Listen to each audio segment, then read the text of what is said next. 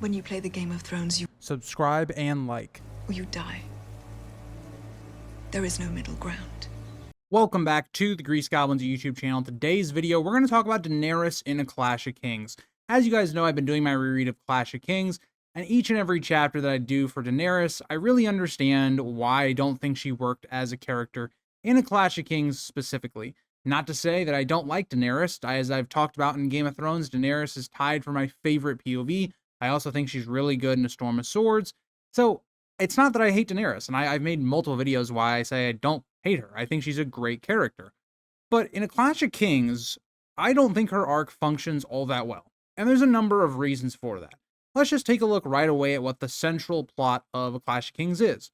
Well, Westeros is in turmoil. There are kings everywhere. There's wars happening everywhere. In the west, the Riverlands, down south, up north of the Wall with the wildlings gathering. Bran, in terms of the northern stuff going on there with the Greyjoys invading. Every single plot line in this book has some relation to war that's happening, whether it's about to happen or whether it's currently happening. Every single one. And then you have Daenerys. And one of the things that I loved about Daenerys in book one so well is that she was very connected to the main story. Her plot lines would sometimes mix with the plot lines of A Game of Thrones, specifically in terms of Robert and Ned arguing about what to do with Daenerys and how that breaks up their relationship and how that leads to certain things. And even the themes of Daenerys' storyline in book one has very much connections to the other plot lines of book one, especially with characters like Jon, like Arya, like Sansa, the characters that are trying to find out who they are as people. And so Daenerys fits really well into those themes and or connects with the plotline really well. Even though she's the only POV in Essos in book one, it never really feels like she's disconnected from the plot or that her plot has no relevance to anything happening. You get to book two, and I think this all switches. Daenerys in this book feels completely disconnected. Everything that's happening in her chapters have no real significance or relevance to anything happening within A Clash of Kings. Now, you could say Jon is also the same, and I agree. I don't really particularly like Jon all that much in A Clash of Kings either. But what I'll say about Jon is, even though he's completely isolated from the story, he's north of the Wall, at least his plotline is still connecting in terms of, okay, Mance Rayder and the Wildlings are going to attack the Wall. This is going to create more chaos in the War of the Five Kings, the threat of the others, all of this stuff, very relevant. And then it also ties into the themes of what's going on in Westeros. We should all be united against this growing threat of the others, and even of the threat of the Wildlings attacking the Wall, but we're not. You know, Robb's down south, the Lannisters doing all their shenanigans, the Baratheon brothers separated. It really covers a major theme of that book. So at least it feels connected to the overarching story and themes. Daenerys in A Clash of Kings doesn't have any of that. And so let's go through each one of her chapters in this video and look at how they connect, don't connect, and what the relevance really is for her plotline. So Daenerys 1 A Clash of Kings is very much this is a catch-up chapter of what happened in A Game of Thrones, which I think is a fine start for her plotline, and it makes a lot of sense. Daenerys is struggling in the Red Waste. She's struggling with how to be a leader now that she's become a leader. That's not something that she was in book one. So she's struggling with how to be that. And so she's leading her people through the Red Waste. They're really struggling. They finally get some sort of shelter. She sends out riders, and she's allowed to enter Qarth. Now, this gets us into her second chapter. Now, there's only 5 chapters in A Clash of Kings, and outside of really like her 4th and her 5th chapter, they're kind of all spread out throughout the book. Like Daenerys 1 and 2, there's a very big gap. Between Daenerys 2 and 3, another pretty sizable gap. 3 and 4, not as bad, but still, there's a pretty good amount of gap. So Daenerys, not only is she just not a big like POV character in the book, she's actually one of the fewest in terms of chapters. Her plot line is very much on the back burner, and she's separated in terms of her plot line. So then we jump into chapter 2, and it's just, this is Qarth, this is where we are, and all of that going on. And I think at this point, especially when you get to Daenerys 2, you really feel how lacking Daenerys' supporting cast is. And I want to point out, Daenerys in this book is still a good character because she is well established from book 1. She's an interesting character. I like, the stuff that we get with Daenerys where she's inside of her own head and she's trying to understand certain things, or she's trying to work through her character and what's going on, her ethics, things of that nature. Even in Daenerys 3, when she thinks about Viserys and how he must have felt doing the same type of stuff Daenerys is doing, those are where this book shines. When we actually get to actually getting inside of Daenerys' head and we actually get to explore her character. It's just, we don't really get to do that in this book whatsoever.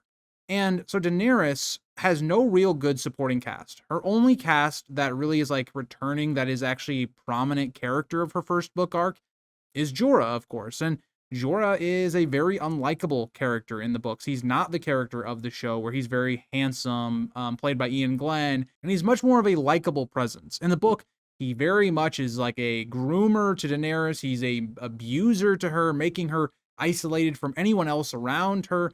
He's not the best character to have as your main supporting cast for Daenerys. And when you think about what made Daenerys so great in book 1, it was not only that Daenerys had a really great character arc, it's that also she had a great supporting cast. Viserys, fantastic character for her first half of her arc. Then you had Drogo, who was a very interesting character as a Dothraki, but he was also a very progressive Dothraki. You had Mirri Maz-Dur, one of the best characters in terms of just a one-book character. A great, like, antagonist to Daenerys, even though you could understand all of her motivations. He was a very gray character. So you had a lot of interesting characters around Daenerys to supplement her as a character.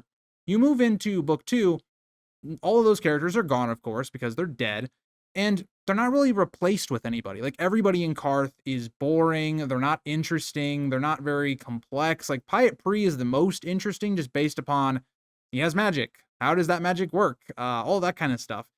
So you don't have a good supporting cast in Qarth that are that interesting. Quaithe is also interesting, but again, we barely see her. And again, the only interesting part of her character is, who is she? And she's this mysterious, it seems like magical character. That's it. Like, that's it. That's all you have in Qarth. Is just, there's these wonders of these characters with magic that we don't understand. That's the most interesting parts of the characters around her. And so as you get to the end of Daenerys 2, the big reveal for Daenerys is, oh, Robert is dead. What is Daenerys going to do about that? And as a reader, and I get it. You know, Daenerys is halfway across the world. She's going to get information very late. But as a reader, you're sitting here and you're going, okay, we're 2 chapters into Daenerys. Nothing's really happened outside of her just getting to Qarth. And the big reveal is Robert's dead, which we as an audience have known for like well over, a good couple hundred pages. Like, it just feels like, oh, okay, interesting. So then you get to Daenerys 3, and it's just, okay, Daenerys is trying to get support from the people of Qarth. Not happening. Daenerys is basically a beggar. She's not offering anything really in return. She's offering empty promises, and she's being obviously denied. And Xaro also is trying to court her and marry her to get a dragon, all this kind of stuff. It's very much Daenerys feeling how Viserys had been when he was the person having to do all this stuff, trying to sell everything just for a place to eat, all that kind of stuff. And it's interesting from that perspective of things, but when you think about where Daenerys 3 happens in the book, like, we're over halfway through the book by the time we get a Daenerys 3 chapter, it just feels like there's just nothing been building to it. Like, Daenerys has no character arc, really, of book 2, and we're going to talk about that as we finish out the chapters. She just doesn't have anything going for her. Like, the only thing that really comes to mind is that Daenerys continues her arc of, not trusting people and all that's been planted in there from Mirri.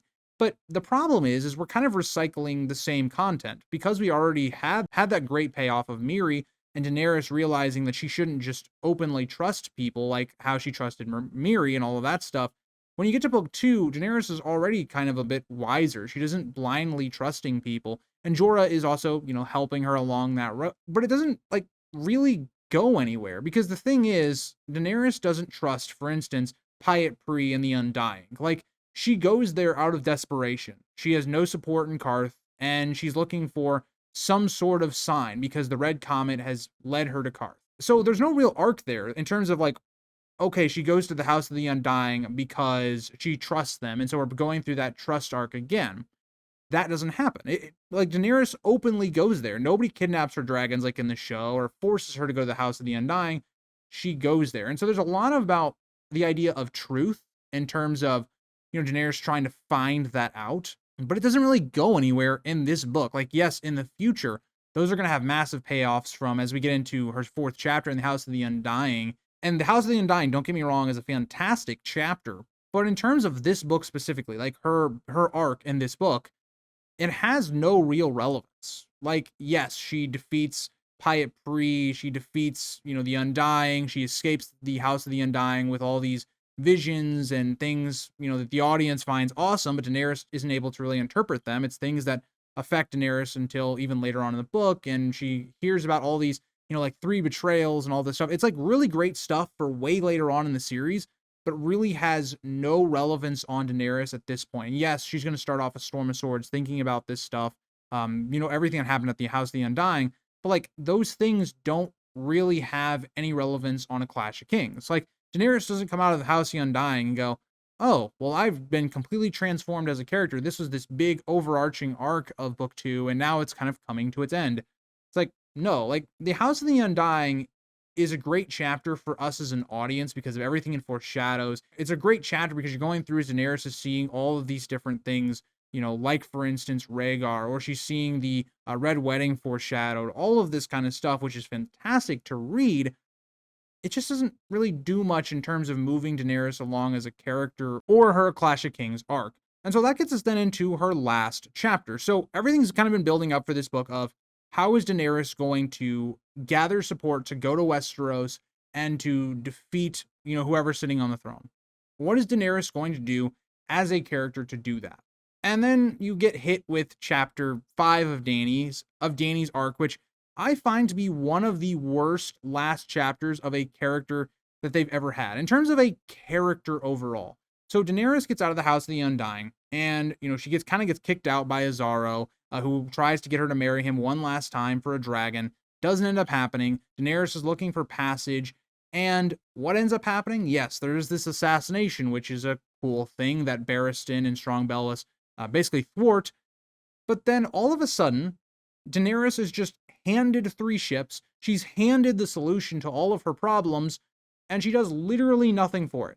And so whereas in book 1, Daenerys had to overcome all the challenges that were presented in front of her, grow as a character, book 2 has no real focus of what the theme of really her character arc is going to be about. And I presented my interpretations of them, but they don't really conclude in this book. There's stuff that continues on throughout the rest of the books. And then the way that we conclude her arc of how Daenerys is going to get support, whether it's going to be, she does this great action of convincing someone to back her, or doing some sort of finding some way in which the character overcomes the problem, like any normal story, right? You have a problem, the character finds out some way to figure out how to solve that problem, or they fail doing so. Daenerys is just handed the solution. Here you go, Daenerys. Here's 3 ships, and even though she doesn't know it, here's Barristan Selmy and a great fighter in Strong Bellis. Go ham. And I know Illyrio wants her to go back to Pentos and all this stuff, but it's like Daenerys is just handed the solution. It's a very unsatisfying way to end out Daenerys' arc in book 2. I think it's what makes her probably one of the worst POV plot lines of a book. I know people, do like her in Clash of Kings. I don't really know how, to be honest. I know, again, this is not coming from a Dany hater. I'm not a Dany hater. I like Daenerys. But her storyline with George in book 2 with this character just is not good. And I hope I've illustrated that in this video. Like, she is a character that has no natural character progression. Her story is completely disconnected in terms of themes and even plot relevance. She's just a character that is there to slow down the plot, is kind of what it feels like. Every time I see a Daenerys chapter, I go, wow, we were in the middle of Catelyn with Renly and Stannis, or with Theon and he's taking over the north at Winterfell or whatnot, or we're at Tyrion, the peak of the story, or Davos, and then you just hit a Daenerys chapter and you're just like, okay, well, I guess, it's a chapter and you read it. Like, this is how I look at it. I just started reading Storm of Swords to get caught up so that when I start my reread in, next year, that I'd be caught up. And you flip the Daenerys 1 in a Storm of Swords, and I honestly think, outside of the House of the Undying chapter, if you didn't read Daenerys 2, 3, and 5, and you just come into Storm of Swords, you're not really that confused. Like, you didn't miss anything, is the way I look at it. Because in a Storm of Swords, Daenerys explains, like, how she got everything. There was this assassination attempt, she got all these boats from Illyrio, all that stuff. The first chapter, it talks about a lot of the things from the last chapter of A Clash of Kings. So if you just skip almost every Daenerys chapter in book 2, you really wouldn't be confused at all. And it's one of the biggest reasons I look at Daenerys and I go, I really think starting in book 2, she could have easily been her own book, like had her own plot line away from A Song of Ice and Fire, and it would have made complete sense. But let me know what you guys think about Daenerys in a Clash of Kings. I think it's a very common opinion to have this, that she's not that great in book 2, but I'd love to hear if you have a different opinion. Why do you like Dany in a Clash of Kings, or why you don't? Let me know down in the comments, and I'll see you guys all in the next one. Bye, guys.